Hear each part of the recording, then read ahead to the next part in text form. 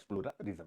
ठीक है, ये हम टॉपिक करेंगे। इसके साथ 2017 में देखिए, 2017 में आपसे क्या प्रश्न पूछा कि सहिष्णुता एवं प्रेम की भावना न केवल अति प्राचीन समय से भारतीय समाज का एक रोचक अभिलक्षण रही है, अपितु वर्तमान में भी यह एक महत्वपूर्ण भूमिका निभा रही है। यानी सहिष्णुता एवं प्रेम की भावना न केवल अति प्राचीन समय से ही भारतीय समाज का एक रोचक अभिलक्षण रही है, अपितु वर्तमान में भी यह महत्वपूर्ण भूमिका निभा रही है। सविस्तार स्पष्ट कीजिए, the spirit of tolerance and love is not only an interesting feature of Indian society from very early times, but it is also playing an important part at the present। अब मुझे बताओ कि आज भी सहिष्णुता एवं प्रेम एक महत्वपूर्ण भूमिका अदा कर रही है, इसका प्रमाण आप कहां से देंगे मेरे बच्चे? अगर कह रहा वर्तमान में भी, तो एग्जाम्पल कहां से देखें? इस प्रश्न का पूरा उत्तर ही सीएसडीएस लोकनीति के सर्वे में है कि भाई वर्तमान में भी यह सहिष्णुता एवं प्रेम की भावना, बहुलवाद क्या है? वो प्रेम की भावना ही है जो इस बात में विश्वास रखता है कि हिंदू धर्म भी अच्छा है, इस्लाम धर्म भी अच्छा है, सिख, बौद्ध और जैन, ये सभी धर्म अपने आप में अच्छे हैं, हमें सबका सम्मान करना चाहिए। और कह रहा है कि वर्तमान में, तो वर्तमान में सीएसडीएस का सर्वे इस बात की 100% पुष्टि करने जा रहा है। यानी 2017 के इस क्वेश्चन को आप 100% आज के सर्वे से डेटा के साथ हल कर दीजिएगा। अदरवाइज मेरे बच्चों, बहुलवाद तो आपको मिल जाएगा, सहिष्णुता तो आपको मिल जाएगा एनसीईआरटी में या कहीं किसी के नोट्स में, लेकिन वर्तमान में यह एक महत्वपूर्ण भूमिका निभा रहा है। इसके लिए हमें इसी प्रकार की रिपोर्ट्स का, इसी प्रकार के किसी कंटेंट का इंतजार करना होता है जो हमें मिलता रहता है समय के साथ अखबारों में, और कहीं नहीं मिलता है, याद रखिएगा। और यह हो गया मॉडल क्वेश्चन, मैंने 2 बनाए हैं। क्या धार्मिक सहिष्णुता का लंबे समय से पोषित आदर्श अभी भी भारतीय समाज की प्रमुख विशेषता है? चर्चा कीजिए इस विषय पर अभी भी, यानी आज फिर से मैंने वर्तमान पकड़ा। दूसरा प्रश्न पकड़ा कि धार्मिक सहिष्णुता और धार्मिक बहुलवाद से आप क्या समझते हैं? आप सोचिए क्या समझते हैं, क्या ये डेफिनेशन आपको पता है? भारतीय संदर्भ में इसकी स्थिति उदाहरण सहित समझाइए। धार्मिक सहिष्णुता और धार्मिक बहुलता आज भारत के संदर्भ में हम कहां खड़े हुए हैं? तो सीएसडीएस लोकनीति सर्वे, मेरे बच्चे अगर आज का सर्वे ना होता, मैं आपसे खुद पूछना चाहता हूं, आप कहां से उदाहरण लाते? भारतीय संदर्भ में इसकी स्थिति उदाहरण सहित बताइए। ये उदाहरण और जो 2017 के क्वेश्चन कह रहा है कि वर्तमान में भी यह महत्वपूर्ण भूमिका निभा रहा, also playing an important part at the present, तो ये जो एट द प्रेजेंट है, इसका एग्जाम्पल, इसका उदाहरण आप कहां से लेकर के आते मेरे प्यारे बच्चों? जरा बताएं, इसका उदाहरण कहां से आता आपके पास? तो हमें क्या करना है? बहुत अवेयर रहना, बहुत जागरूक रहना। किताबों में ये चीजें नहीं है बच्चे, इसलिए मैंने कहा कि गहरे लेक्चर्स का हिस्सा बनने की आवश्यकता है। गहरा यानी बिल्कुल गहन लेक्चर। गहन लेक्चर का मतलब होता है कि कॉन्सेप्ट के अंदर कॉन्सेप्ट, कॉन्सेप्ट के अंदर कॉन्सेप्ट, यानी लेयर। जैसे हम प्याज होता है ना, प्याज एक एक छिलका आप उतारते चले जाइए, वैसा आपको यूपीएससी के लिए चलना है। क्यों? आपको लगेगा कि आप बहुत अच्छा कर रहे हैं, लेकिन जब आप याद करेंगे कि भैया प्रीलिम्स 10,000, मेंस 2,500 क्वालिफाई कर, फाइनल 1,000 में, उसमें भी आईएएस आईपीएस ऊपर के 200-300 बस खत्म, बाकी सब छुपे हुए हैं।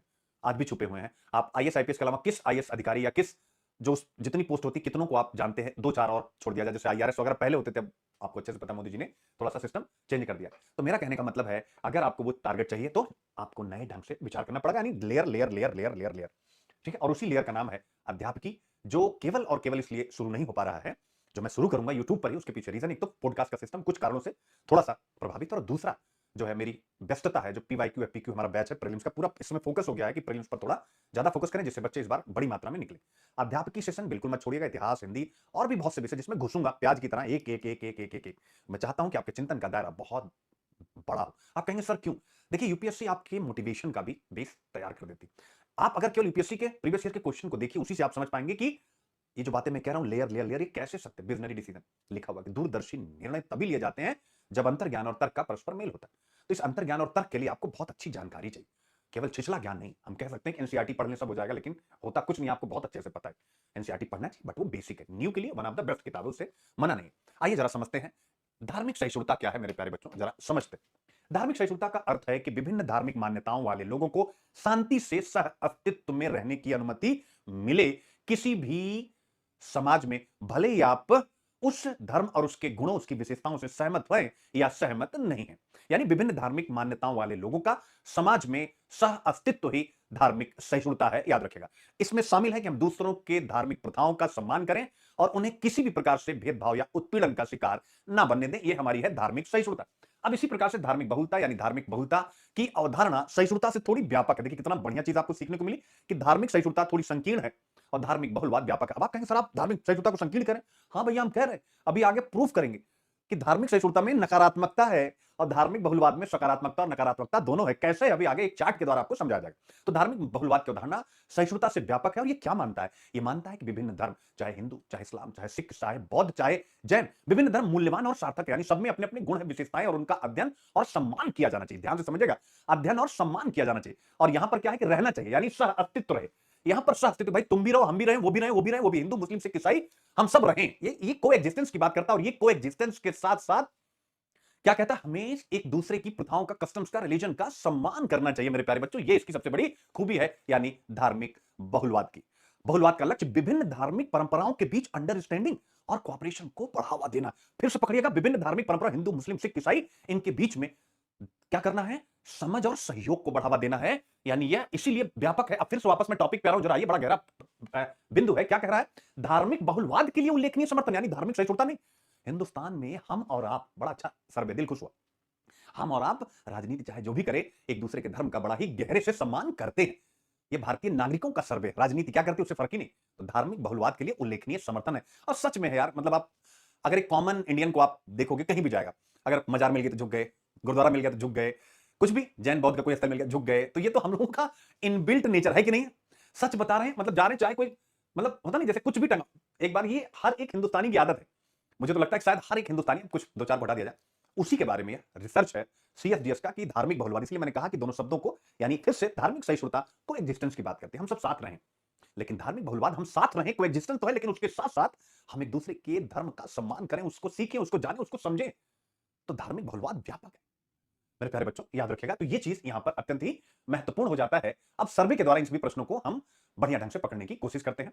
और जब हम धार्मिक बहुलवाद पर बातचीत करते हैं, तो एक बड़ी, इकबाल साहब की कुछ पंक्तियां आपके सामने रखना चाहता हूं, ठीक है ना। और अभी नहीं, थोड़ा सा एक बार सर्वे पढ़ा दूं, तब इकबाल साहब की कुछ पंक्तियां मैं बोलूंगा, इसको लिख लेना, निबंधों में यूज करेंगे। अभी मैं बोलने वाला हूं इकबाल साहब की कुछ पंक्तियां, ठीक है। आइए जरा समझने की कोशिश करते हैं। सर्वेक्षण की मुख्य बातें, 79, यानी 100 लोगों का सर्वे किया गया, मानी टोटलिटी में मैंने सबको 100 मान लिया। ये बड़ा इजी होता है 100 मान लेने से, आपको कॉन्सेप्ट समझाना और आपका समझना इंपॉर्टेंट हो जाता है। 79% का कहना है कि भारत सभी धर्मों का समान रूप से है, ना सिर्फ हिंदुओं का। वाह। और सबसे बड़ी बात, इसमें हिंदुओं ने सबसे ज्यादा उपस्थिति दिखाई है, यानी हिंदू जो है, मतलब सभी, लेकिन हिंदू का इसमें है। अभी आगे डेटा देखूं, कह रहे हैं भैया नहीं सबका है। तो 79%, 100 में से 79 कहते हैं कि भारत सभी धर्मों का समान रूप से, ना सिर्फ हिंदुओं का। This is the awesome thing. लगभग हर 10 में से 8 हिंदुओं ने कहा कि उन्हें धार्मिक बहुलवाद, अमेजिंग अमेजिंग, मतलब धार्मिक बहुलवाद में विश्वास। 10 में से 8 हिंदू ऐसा कह रहे हैं, ठीक है ना। केवल अब आप ये कहेंगे सर हिंदू की बात क्यों करें, इस्लाम से, अरे भाई ये बहुसंख्यक है, तो इसलिए इनका डेटा देने के बाद अन्य डेटा अपने आप इनके साथ रिलेट कर जाते हैं। सिंपल सी बात है, जब इनका ये भाव तो बाकी अन्य सबका ये भाव है। तो लगभग हर 10 में से 8 हिंदुओं ने कहा कि उन्हें धार्मिक बहुलवाद में विश्वास है। इसका मतलब कि हम भैया दूसरों के धर्म के साथ कोई एग्जिस्टेंस तो रखते हैं, लेकिन हम उनका सम्मान भी करते हैं, समझ गए, उनका अध्ययन भी करते हैं। केवल 11% का मानना है कि भारत केवल हिंदुओं का, अभी एकदम से कट्टर हिंदू है। यह एक आश्वस्त करने की बात है कि वृद्ध लोगों की तुलना में अधिक युवा धार्मिक बहुलवाद को समर्थन देते हैं, यानी वृद्धों की तुलना में युवा धार्मिक बहुलवाद को ज्यादा मानते हैं, जो किसी भी देश के लिए बेहतर है, चूंकि आने वाले समय में नेतृत्व इन्हीं के हाथ में होगा। और जब ये युवा वृद्ध होगा, तो अगला जो युवा आएगा वो तो धार्मिक बहुलवाद को मानेगा। अब ये जो वृद्ध होगा आने वाले समय में, जो अभी बहुलवाद को मान रहा है, ऑब्वियसली जब वृद्ध होगा तब एक नया डेटा आएगा कि वृद्ध भी और युवा भी दोनों बहुलवाद का समर्थन करते हैं। इसको पढ़ते समय मुझे ब्रेक्जिट याद आया, जब मैं इस टॉपिक को पढ़ा, ब्रेक्जिट याद आया। ब्रेक्जिट यानी ब्रिटेन का यूरोपियन यूनियन से एग्जिट। तो जब ब्रेक्जिट के लिए सर्वे हुआ था याद, तो उस सर्वे में युवा नहीं चाहते थे, जो ब्रिटेन के यूथ थे, ब्रिटेन के यूथ ये नहीं चाहते थे कि हम ब्रिटेन से, मतलब यूरोपियन यूनियन से निकले, क्योंकि उनको लगता था कि फ्यूचर है इसमें। लेकिन जो अंग्रेज, जो वृद्ध जन समूह था, उनको अंग्रेजों की ग्लोरी याद थी कि एक टाइम था जब हमारा सूर्य कभी अस्त नहीं होता था, यानी ब्रिटेन का सनसेट नहीं होता था, सोन सोन, हम कैसे इन देशों के साथ अपने आप को कनेक्ट करें जो हमारे सामने कभी थे ही नहीं, समथिंग, ठीक है। तो उन्होंने ब्रेक्जिट के पक्ष में दिया, संख्या उनकी अधिक थी इसलिए ब्रेक्जिट हो गया, और बहुत माइनर परसेंटेज से ऐसा हुआ। तो एक अच्छी चीज यहां पर आपने यह देखी मेरे प्यारे बच्चों, आप देख सकते हैं सारी, यानी आपके सामने, Hindu dominance versus religious equality in India, यानी हिंदू वर्चस्व बनाम भारत में धार्मिक समानता मेरे प्यारे बच्चों। अब देखिए क्या, India belongs to citizen of all religion equally, not just Hindu, यानी भारत सभी धर्मों के लिए, केवल हिंदू के लिए नहीं है। ऐसा कौन मानता है? हिंदू 77% मानते हैं, मुस्लिम 87% मानते हैं। तो आप ध्यान से समझिएगा, मुस्लिम 87% अगर मान रहे हैं, तो चूंकि ऑब्वियस अल्पसंख्यक हैं, तो उनका उत्तर कड़क ही आएगा, नहीं भाई इनके लिए नहीं है। बट हिंदू 77% मान रहे, दिस इज द बिग, क्योंकि बहुसंख्यक, अगर बहुसंख्यक ये मानता कि नहीं भैया सबका एग्जिस्टेंस है और सबका, देन वो समाज, यानी जहां बहुसंख्यक ये माने कि यह अल्पसंख्यकों का भी है, वही समाज बहुलवाद का अधिकारी समाज होता है, याद रखिएगा। अदर माइनॉरिटीज ने भी कहा 81%, यानी हमारे यहां सब टाइट है, ये धार्मिक बहुलवाद वाला देश है। This is the very good thing. अब मजा आया कि नहीं? उस प्रश्न को पढ़िए, उदाहरण उदाहरण, ऐसे नहीं आगे बढ़ेंगे, पहले लूट लेंगे उदाहरण। बच्चा क्या कह रहा है? अपितु वर्तमान में भी यह एक महत्वपूर्ण भूमिका सहिष्णुता एवं प्रेम। तो जब सहिष्णुता और प्रेम मिलता है, तो क्या हम इसको बहुलवाद कह सकते हैं? अरे भैया कॉन्सेप्ट को बदलिए। सहिष्णुता को एग्जिस्टेंस की बात करता है, लेकिन जब सहिष्णुता में प्रेम शामिल हो जाए तो बहुलवाद हो जाता है। आप निकाल करके चेक करिएगा, आपको यही मिलेगा। तो ये बहुलवाद पर, दोनों को मिला दिया जाए तो प्रश्न भी बहुलवाद पर। और बहुलवाद का वर्तमान में उदाहरण सीएसडीएस का सर्वे, वही उठा करके सेम वैसे ही लिख करके और फिर 3 कैटेगरी बना करके डाल दीजिएगा डेटा। आ गया, मजा आ गया बच्चों, ठीक है। ये हुआ। अब इसी डेटा के साथ कहीं ना कहीं एक समझने वाली बात, तो सबसे बड़ी बात, युवा 18 से 25 वर्ष के 81% युवा, नहीं भैया ये सभी की भूमि है, किसी एक की भूमि नहीं है। और 56 साल और उसके एबव वाले 73%, मेरे प्यारे बच्चों याद रखिएगा। अगर हम पढ़ाई लिखाई में देखें तो जिनका स्कूल नहीं वो भी यही मानते हैं, और जो कॉलेज में है वो भी यही मानते हैं। हालांकि कॉलेज वाले थोड़ा सा अधिक मानते हैं, लेकिन जो कॉलेज नहीं है वो भी यही मानते हैं। इंडिया की डेमोक्रेसी बड़ी मजबूत है भैया। गांव वाले कितना मानते हैं, शहर वाले कितना मानते हैं, आप देख सकते हैं, यानी कस्बे वाले और शहर वाले कितना मानते हैं। यानी भारत में मजेदार है, India belongs to citizen of all religion equally, not just Hindus. शैक्षिक स्तर पर लोग क्या कहते हैं, जिनकी स्कूलिंग नहीं वो भी कह रहे हैं भैया 72%, 100 में से 72 लोगों ने कहा पॉजिटिव। कॉलेज 83% ने कहा। रेजिडेंस यानी जो गांव में कस्बे में शहर में रहते हैं, ये इसको एकदम ऐसे रट लीजिएगा, ये बहुत बढ़िया डेटा है, सोसाइटी में आपको धमाकेदार मदद करेगा मेरे प्यारे बच्चों। धार्मिक बहुलता में विश्वास करने वाले लोगों का कस्बों में 85%, शहरों में 84%, शिक्षित लोगों में 83%, अशिक्षित लोगों में 72%, यानी जो पढ़े लिखे नहीं। इसका मतलब है कि धार्मिक बहुलवाद हमारी जबरदस्त विशेषता है। मोहम्मद इकबाल साहब की एक पंक्ति है, उसका जिक्र आप सबके सामने करना चाहूंगा, निबंध में इसको यूज करिएगा। आप कहेंगे सर कौन से निबंध में लिख दीजिए, तो भाई लिख देते हैं। पहले हमें भारतीय होने पर, यह निबंध आया ना बच्चों पुराने टाइम पे, पहले निबंध बताया तो फिर पढ़ता हूं उनकी। हमें भारतीय होने पर, हमें भारतीय होने पर गर्व क्यों होना चाहिए, हमें भारतीय होने पर गर्व क्यों होना चाहिए, आया था निबंध, आया आनंद। तो हमें भारतीय होने पर इसीलिए गर्व होना चाहिए कि अगर हम पश्चिम के देश फ्रांस और पश्चिम के देश धर्मनिरपेक्षता के मूल्यों को भारत से सीख सकते हैं, जहां पर धार्मिक सहिष्णुता से बढ़ के धार्मिक बहुलता स्थापित है, जिसे हम सीएसडीएस के इस डेटा के द्वारा देख सुन समझ सकते हैं। और यही धार्मिक बहुलता भारत की सबसे बड़ी विशेषता है, हमें भारतीय होने पर इसीलिए गर्व है मेरे प्यारे बच्चों। तो अब इसी पर उनकी पंक्ति है, सारे जहां से अच्छा हिंदुस्तान हमारा। अब लंबी पंक्तियां हैं, कुछ कुछ याद है, लेकिन मैं एक बार देख लेता हूं तो मजा आ जाएगा, पूरा याद आ जाएगा। सारे जहां से अच्छा हिंदुस्तान हमारा, हम बुलबुले हैं इसकी ये गुलसिता हमारा। गुर्बत में हो अगर हम रहता है दिल वतन में, यानी अगर हम तकलीफ में हो तो भी दिल हमारा वतन में रहता है, भगत सिंह। गुर्बत में हो अगर हम रहता है दिल वतन में, समझो वहीं हमें भी दिल हो जहां हमारा, समझो वहीं हमें भी दिल हो जहां हमारा। पर्वत वो सबसे ऊंचा हमसाया आसमां का, वो संतरी हमारा वो पासबां हमारा, गोदी में खेलती है इसकी हजारों नदियां। अंतिम पंक्तियों पे आइएगा, इसी पर है बहुलवाद पर अभी तो मैं एक भूमिका बना रहा हूं। वो संतरी हमारा वो पासबां हमारा, गोदी में खेलती हैं इसकी हजारों नदियां। गुलशन है जिनके दम से रश्क ए जिना हमारा, ए आबरूद ए गंगा वो दिन है याद तुझको, उतरा तेरे किनारे जब कारवां हमारा। अब आती है जो हमारे इस हमें भारतीय होने पर गर्व क्यों और सीएसडीएस की रिपोर्ट के साथ कनेक्ट हो रही हैं।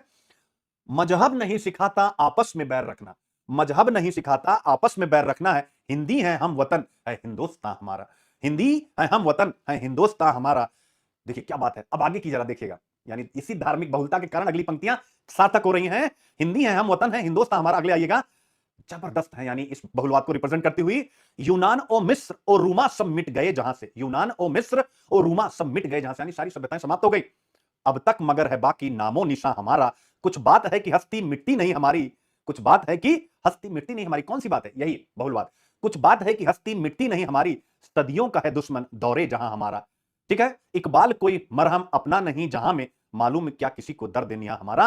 ये सबसे अच्छी पंक्तियां हैं, कुछ बात है कि हस्ती मिटती नहीं हमारी। तो हमारी हस्ती क्यों नहीं मिटती है, इसके बारे में आप विचार करेंगे तो आपको यह समझ में आएगा मेरे प्यारे बच्चों कि धार्मिक बहुलवाद, तो ये आज के बाद से धार्मिक बहुलवाद पर अगर कोई निबंध आता बिल्कुल आ सकता है। कंपोजिट कल्चर, मैं आपके सामने एक और निबंध रखता हूं जो आ चुका है, आप उठा करके देखेंगे, तो वो है समेकित संस्कृति। तो ये इनकी जो ये पंक्तियां हैं समेकित संस्कृति, आप इसमें भी लगा दीजिएगा मेरे प्यारे बच्चों, कंपोजिट कल्चर। तो समेकित संस्कृति यानी कंपोजिट कल्चर हो गया। और हमें भारतीय होने पर गर्व क्यों, तो इन निबंधों की शुरुआत ही आप चाहें तो इन पंक्तियों से कर सकते हैं। और अगर आप सोचिए इन पंक्तियों के साथ आधुनिक सीएसडीएस और ऐसी कोई सी भी रिपोर्ट जो आपने कहीं पढ़ी हो, उसका रिजल्ट क्या होगा, एग्जामिनर एकदम हिल जाएगा, अरे यार कहां से कहां आ गया ये बंदा, ये बंदी। तो आपको ऐसा चलना है मेरे बच्चे, ठीक है, आगे बढ़ते हैं। अब इसके बाद आता है एक और मजेदार घटना, ये सर्वे में एक चीज और मिला है यार। हमें लगता है कि जो सांप्रदायिक तनाव और संघर्ष होते हैं वो गांव और कस्बों में होते हैं, लेकिन इस सर्वे से पता चला कि सांप्रदायिक तनाव और संघर्ष को मेरे प्यारे बच्चों याद रखिएगा, आमतौर पर एक शहरी घटना के रूप में देखा जाता है, लेकिन सर्वे के अनुसार शहरी परिवेश में रहने वाले लोग ग्रामीण इलाकों में रहने वालों की तुलना में धार्मिक बहुलवाद और सहिष्णुता के अधिक समर्थक दिखाई दिए। शहरी लोग ज्यादा धार्मिक सहिष्णुता और बहुलवाद से जुड़े हुए, बट ग्रामीण भी कम नहीं है। ये तो केवल एक कंपेयर है, अभी आपने पीछे ही डेटा देखा। सारांश, सामाजिक स्तर पर धार्मिक बहुलवाद और समानता के लिए उच्च स्तर का समर्थन कुछ बातों की तरफ इशारा करता है। अब हम निष्कर्ष पे आ रहे हैं कि अगर ये धार्मिक बहुलवाद और समानता की भावना है हम सब में, तो इससे हम क्या सीखें समझे। पहला कि यह धार्मिक सहिष्णुता और सहिष्णुता का विचार मजबूती से विद्यमान है। अब हम पहले क्वेश्चन पा रहे हैं जो यूपीएससी में पूछा गया था 2022 में या 17 वाले में, प्रेम और सहिष्णुता, प्रेम और सहिष्णुता भारतीय समाज की अभी भी मुख्य विशेषताएं हैं। तो आप लिखेंगे यस, सीएसडीएस के सर्वे से यही बात निकली कि यानी जो इस पूरे सर्वे से निकला है, सबसे पहला यह कि धार्मिक सहिष्णुता में हट जाता हूं, धार्मिक सहिष्णुता और सहिष्णुता का विचार मजबूती से विद्यमान है। क्या है, धार्मिक सहिष्णुता और सहिष्णुता का विचार मजबूती से विद्यमान है। दूसरा, राजनीतिक क्षेत्र में एक तीव्र धार्मिक विभाजन समाज में व्यापक स्थिति को प्रतिबिंबित नहीं कर सकता। गजब। यानी अगर राजनीति में कुछ विभाजनकारी तत्व है, उससे हमारे इस विस्तृत समाज और उसकी सोच पर फर्क नहीं पड़ सकता। यानी यहां पर एक नया पैटर्न आपको सीखने को मिला कि राजनीति के द्वारा जो भी मुद्दा उठाया जा रहा है जरूरी नहीं कि हमारे समाज को गहरे स्तर पर प्रभावित करे। बहुत अच्छा पॉइंट है धार्मिक सहिष्णुता। मेरे प्यारे बच्चों, एक बार फिर से पढ़ लीजिए क्योंकि आपको एक डायग्राम सिखाने जा रहा हूं। तो धार्मिक सहिष्णुता का मतलब है कि विभिन्न धार्मिक मान्यताओं वाले यानी हिंदू, मुस्लिम, सिख, ईसाई लोगों को शांति से सहअस्तित्व में रहने की अनुमति मिले किसी भी समाज में, भले ही हिंदू वाले मुस्लिम से सहमत ना हो, मुस्लिम वाले किसी अन्य से सहमत ना हो। ये कोएग्जिस्टेंस की बात रहता है। भैया हम सब साथ हैं तो हमें साथ रहना चाहिए, भले आप हमें या हमारे धर्म को समझते हैं या नहीं समझते हैं। सिंपल सी बात। यानी अगर हम एक सोसाइटी में रहते हैं तो हम अपना इस्लाम का ईद है तो वो मनाएंगे, आप अपनी होली मनाइए, ठीक है। आप हमारे ईद में अगर नहीं आना चाहते हैं तो आपको कोई प्रेशर नहीं, जबरदस्ती, लेकिन आप हमारे ईद को रोक नहीं सकते या आप हमारे किसी अन्य व्यवस्था को रोक नहीं सकते। इसमें दूसरों की धार्मिक प्रथाओं का सम्मान करना और उन्हें भेदभाव या उत्पीड़न से मुक्त रहने का अधिकार देना शामिल है। धार्मिक बहुलवाद या सहिष्णुता से व्यापक है अवधारणा में यह मानता है, क्या मानता है, विभिन्न धर्म जितने भी हिंदू, मुस्लिम, सिख, ईसाई मूल्यवान और सार्थक हैं और उनका अध्ययन और सम्मान किया जाना चाहिए। बहुलवाद का लक्ष्य विभिन्न धार्मिक परंपराओं के बीच आपसी समझ और सहयोग को बढ़ावा देना, इसलिए यह व्यापक है। अब इसको अगर हम एक चार्ट के द्वारा समझें तो और बेहतर ढंग से समझ सकते हैं। तो धार्मिक बहुलवाद बनाम धार्मिक सहिष्णुता आपके सामने जरा देखिएगा। ये हो गई विशेषता। विशेषता मतलब कि किन विशेषताओं के आधार पर हम धार्मिक सहिष्णुता और धार्मिक बहुलवाद में अंतर कर रहे हैं। तो विशेषता हो गई अप्रोच यानी दृष्टिकोण, दूसरा हो गया फोकस, तीसरा हो गया एम यानी लक्ष्य, चौथा हो गया लेवल ऑफ पार्टिसिपेशन यानी भागीदारी का स्तर। आप कहेंगे सर थोड़ा और समझाएंगे, आइए इससे समझते हैं। दृष्टिकोण में धार्मिक सहिष्णुता अपने आप में नकारात्मक है। अब आप कहेंगे सर कैसे नकारात्मक, वहां हमने पढ़ा। याद रखिए जब दोनों में कंपेयर होगा तब नकारात्मक है, ऐसे नहीं नकारात्मक पता चला आप कहेंगे वो नकारात्मक है। परिस्थितियों के अनुसार कॉन्सेप्ट को क्या किया जाता है, बदला जाता है, याद रखिएगा, ठीक है। क्यों? क्योंकि ये कोएग्जिस्टेंस की बात करता है। आप जरूरी नहीं कि आप हिंदू मुस्लिम को पसंद करें, मुस्लिम हिंदू को पसंद करें, बट हमें साथ रहना। तो इसमें क्या है, एक जुड़ाव नहीं, इसलिए इसको नकारात्मक कहा गया है। और धार्मिक बहुलवाद चूंकि आपसी प्रेम की बात करता है, सहिष्णुता और प्रेम दोनों जब शामिल हो जाता है तो वो धार्मिक बहुलवाद हो जाता है और इसीलिए इसको सकारात्मक कहा जाता है। फोकस क्या कि टॉलरेटिंग डिफरेंसेस टॉलरेट करो कि ठीक है हिंदू अलग है, मुस्लिम ईद मन रही, तुम्हारी होली आने वाली है या आ चुकी है, तो आपस में एक अरे यार ये होली मना रहे हैं या ये ईद कर रहे हैं, मुहर्रम कर रहे हैं, पसंद नहीं कर रहे लेकिन साथ में रहना है। सिंपल सी बात है। तो इसमें क्या है, मतभेद हैं किसी भी विचार के आधार पर। अब मैंने तो एक केवल एग्जांपल दिया बस समझने के लिए, तो इसको सहन करना। लेकिन यहां क्या है, समानता और अंतर दोनों को महत्व देना कि भाई जो दोनों धर्म में समानता है उसको हम एक्सेप्ट करें, अंतर है उसको भी प्रेम से एक्सेप्ट करें। तो मेरे प्यारे बच्चों, अब यहां पर एक नया कॉन्सेप्ट आपके सामने रखने जा रहा हूं।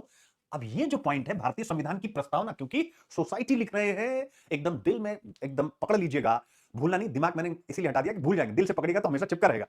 तो क्या है, भारतीय संविधान की प्रस्तावना में ला रहा हूं। अब आज के बाद से मेरे सभी बच्चे जो सोसाइटी पर क्वेश्चन का आंसर लिखेंगे तो वो सोसाइटी के एंगल में भारतीय संविधान की प्रस्तावना को उठा करके चिपका देंगे। फंडामेंटल ड्यूटीज को चिपका देंगे क्योंकि उसमें भी सोसाइटी, समाज, संस्कृति की बातें, directive principles of state policy भी आएगा। सिंपल सी बात है। मूल अधिकार तो 25 से 28 आएंगे, 29 और 30 भी आएगा। तो अब जरा आप देखेंगे पॉलिटी कैसे आ रहा है। मैं प्रेमबल का जिक्र कर रहा हूं। ये जो धार्मिक बहुलवाद है या जो भारतीय संविधान में बंधुत्व का भाव है, क्या इस बंधुत्व को स्पष्ट करता है कि नहीं? बंधुत्व, तो ये जो बहुलवाद है जब वो समानता और अंतर दोनों को महत्व देता है, उसी रूप में वह बंधुत्व को बढ़ावा देता है। तो आने वाले समय में कुछ नहीं पता, आपसे प्रश्न पूछ लेगा कि धार्मिक बहुलता कि भारतीय समाज की विशेषता भारतीय संविधान की प्रस्तावना में अंतर्निहित आदर्श बंधुत्व की आधार भूमि के रूप में रहे हैं। चर्चा कीजिए। अब आप क्या करेंगे बताएं मुझे चर्चा कैसे करेंगे, विचार कीजिए आप। तो ऐसे ही चर्चा करेंगे जो मैंने आपके सामने कर दिया, ठीक है। तो प्रस्तावना के साथ और बिल्कुल 100% करेंगे बच्चा, एकदम 100% सोचना नहीं है। अब आता है लक्ष्य एम, शांतिपूर्ण सहअस्तित्व। इसमें समझ और सहयोग, अंडरस्टैंडिंग एंड कोलैबोरेशन है और इसमें धार्मिक सहिष्णुता थोड़ी न्यूनतम है और इसमें अधिकतम है। मजा आया? अब इस प्रश्न को आपसे अच्छा कोई लिख पाएगा? एक बार कमेंट करिए, मजा आ गया कि नहीं आ गया। 100% तो 100 लिखते हुए चले जाइए। अब आता भारत की जलवायु नीति का विकास और अनिवार्यता।